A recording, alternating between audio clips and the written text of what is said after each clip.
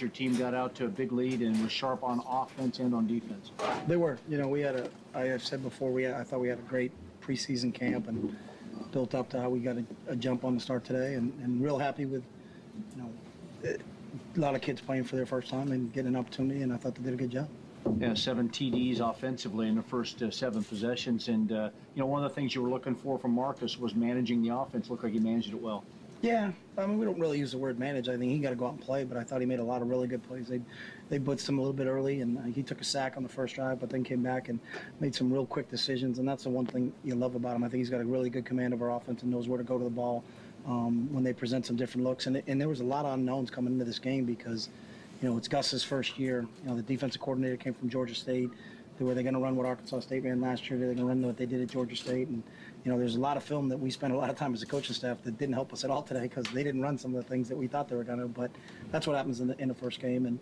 That's a good football team. They won 10 games last year, and that quarterback is a good football player. You can understand why he was the Sun Belt Conference Player of the Year last year. So we still got a lot of things to work on, but we're 1-0 to start the season, and we're moving in the right direction. And one of the good things for Marcus making those quick decisions, he spread it around a lot of people. Colt Lyerla, Kenyon Barner, DeAnthony Thomas, a lot of different people out there. Yeah, and we feel like we've got, you know, we're not a one-man show. And I think it's important for us to be successful on the offensive side of the ball. We have to spread the ball to different people. And really, it's trying to see how the defense is going to deploy their looks. And then someone at some point in time is going to be the guy that's going to be, you know, targeted by us of who we got to get the ball to. But you know, I thought Keenan made some big plays. Josh Huff made some big plays. Obviously, DeAnthony and Kenyon contributors from the tight end. Daryl Hawkins had a couple catches. So it was a good day overall. But we still have to work on. There's a lot of things we got to work on, and that's a positive thing as a coach. Is, you know, you get chances, a lot of film we got to get cracking on and get ready here and go back to work on Monday. But you know, when you win a game and that's a positive for us. You build on it, but you also know that we got a lot of work ahead of us. You could see the team speed your defense was playing with, particularly in that first half. The plays that were working in the second half for Arkansas State weren't working in the first half. I thought your defense that first quarter and a half was smothering. They did, and it's what we saw out of camp, and you know, we'll build upon that. The great thing about today is a lot of guys got a lot of reps, and there's a lot of film for us to teach off of, and a lot of first game experiences today, and hopefully we can build from that. And score points off the turnovers, too. A couple of turnovers, takeaways. You guys scored touchdowns off of those. So the short field a little bit, defense set them up as well. Again, and then we feed off of them, and they feed off of us. And, you know, that's important in any game because you don't know how they're going to play themselves out. We all have a plan going in, but that plan changes because they have a plan, too. So got a chance to see the special teams and the effect of that kicking the ball off at the 35 and hanging it high. And, again, the speed of your kickoff team. I thought that was it was interesting to watch that and how that worked. Yeah, there was a couple young guys. You know, B.J. Kelly had a huge play on one of our kickoffs, and you know, some of our young guys getting in there and learning to cover kicks, and that depth helps us. You know, if we don't have to play our starters a ton on special teams because we got guys like B.J. and some of the younger guys that are stepping up, but that's going to pay dividends for us in the long run. All right, Coach. Well, congratulations, 1-0 on the season. We'll talk to you next week after Fresno State. All right, thanks, Jordy. All right, Jerry, back up to you. Coach, was... Guys, I have Braylon Addison and Kenyon Barner in the other room. So go ahead and start taking questions for Chip. Please raise your hand so we can get you the mic. Vernon? Do we need a mic? It's kind of intimate. Don't you think? Big time. Coach, the fact that Marcus... You should stand up when you ask the question. No. The fact that Marcus comes out 12 of 13, the one miss is a drop. More than anything else he did tonight, is that maybe the most impressive thing? There was no, you know, nervousness, nothing, no apprehension about him tonight. Yeah, and that's what we hoped had happened, you know, and that's what we've seen out of him. But the one thing that's very difficult in college football is you don't have any scrimmages, you know, and in high school ball you can have a few scrimmages. In the NFL they have preseason games, you know, so his first game experience in front of a crowd, obviously you know, the spring game, a lot was made of it, but our quarterbacks weren't tackled in the spring game, so it's a little bit different game. So to see how he performed today is what we hope for and what we wish for, but you really don't know until you get him out there. But how he's played and that poise that he has, you know, that's, you guys, I think people realize why he was picked as our starting quarterback, and he showed that, and he's just he's got a way about him that's it's unique. You know, he's just kind of a laid back dude, but he can make plays and he can run, and it's kind of fun to watch, to be honest with you. What do you say at halftime? You got 50 points there. You come in constructively. What do you tell your guys?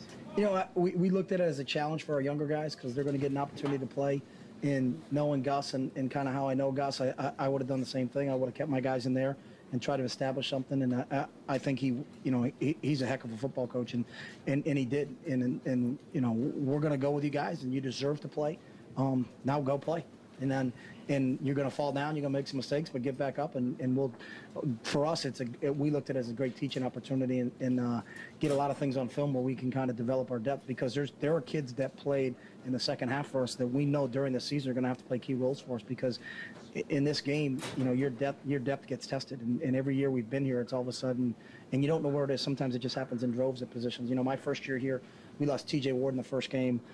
Game 3, Walter Thurman goes down with a torn ACL. Willie Glasper goes down with a torn ACL, and now we're playing all young kids in the secondary. So you don't know when it's going to happen, but when you can have a game like this where young kids can get in the game and learn, and that's how everybody's going to learn. You got to make mistakes to really learn and to grow, and we made a few in the second half, and we'll build from that. So, what do you think about the way that Brian responded, given the events of the past week?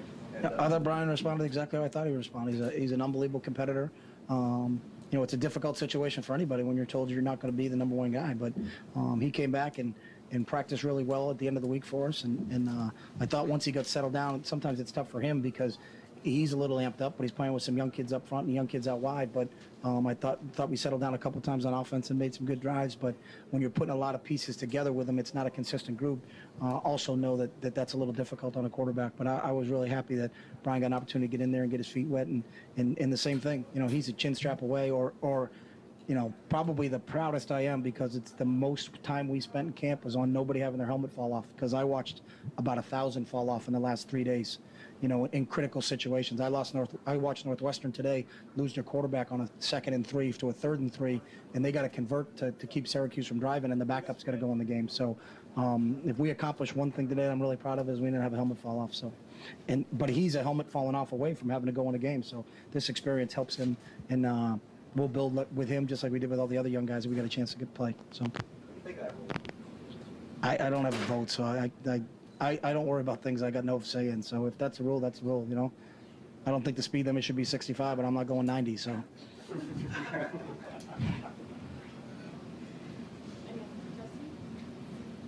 Chip, can you just talk about Braylon Addison, what you saw at him tonight and in camp? Yeah, exciting player, extremely quick and dynamic. Same thing for him, you know, being a true freshman, a little bit different than Marcus, but, you know, got a maturity to him. Came prepared every day to meetings. You know, when you say, hey, we're going to put this in tomorrow, when you went into the meeting room, he knew exactly what it was, studied it, real student of the game, has a great understanding of the game of football, you know, as a high school quarterback, but the transition he's made to receiver/running back for us has been really good, and we hope we can continue to use him, you know, both as a returner and as a slot receiver and as a running back. So. And true freshman in general, the last couple of years, you've thrown a lot of those guys out there. You feel confident doing that, continue to do that? Yeah, because they prove to us, and our confidence in them is based on demonstrated ability.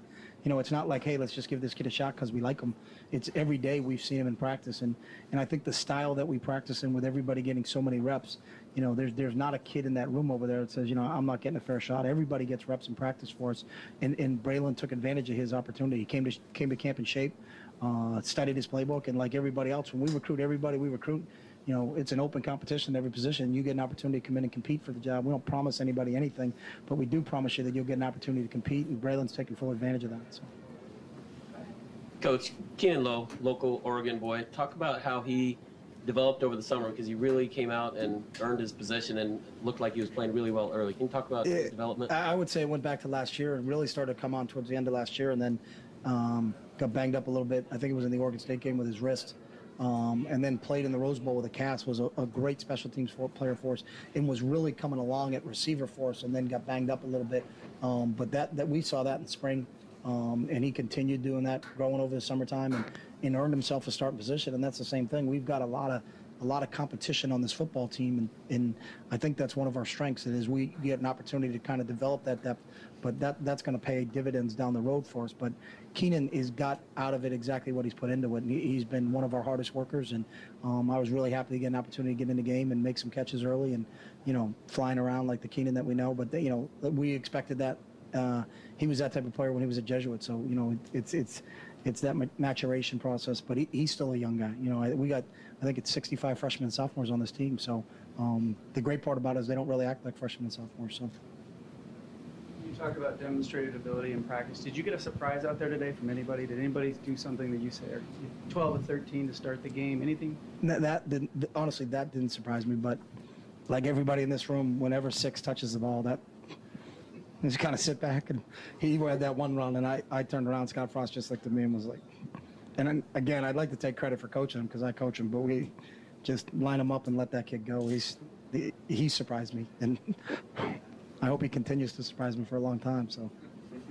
Anthony had another explosive game and explosive performances on his touchdown runs. He was instantly trending across the U.S. on Twitter for his performance tonight. What do you think? Do you want me to go philosophical on Twitter on you, or were you bringing me down that path?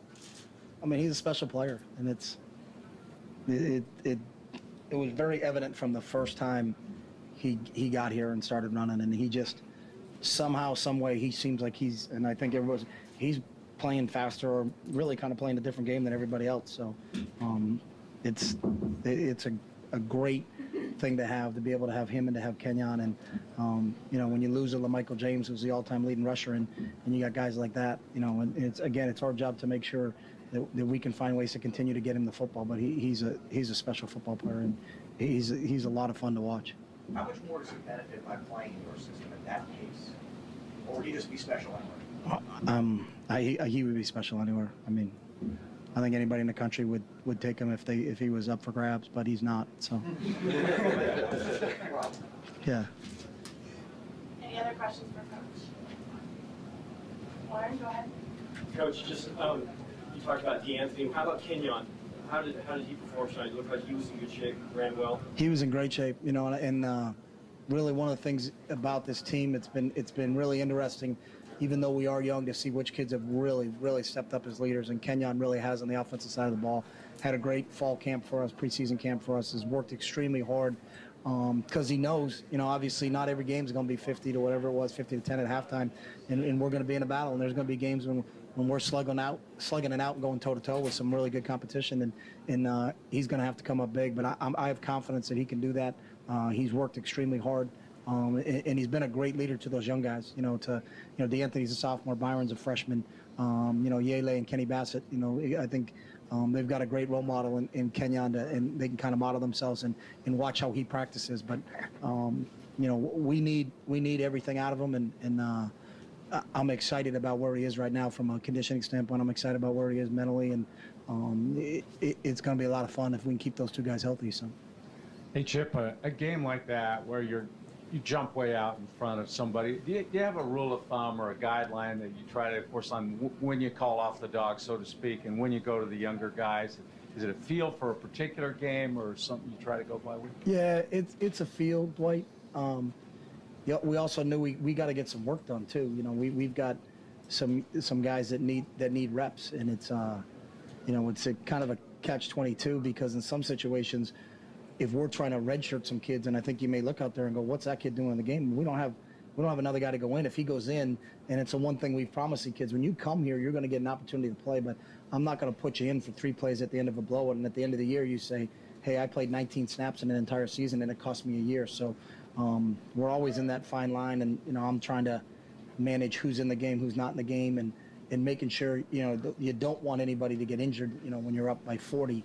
But it's tough. I think it's somewhat, from that standpoint, kind of what the NFL guys go through when they're looking at a preseason game. Like, how many reps does my starting quarterback need in preseason camp? But I also, if he gets hurt in preseason, you're in trouble. And it's the same thing for us. It's that fine line of making sure that we're getting better, we're continuing to grow, but also not get guys hurt. And there's someone else on the other sideline. I got a tremendous amount of respect for Gus and how he coaches and what he's about. And I've been there. I've coached at places that, we were excited when we got a first down, and that can be demoralizing when you're on the other sideline. But, I knew they would keep coming and keep playing. And, we felt when we were up, and sometime in the second quarter, we started getting those guys out of there just because there's a certain way to play this game. And I think there's a respect that goes on in our profession between guys on how things are done. And I think we've done that by and large since I've been here. So.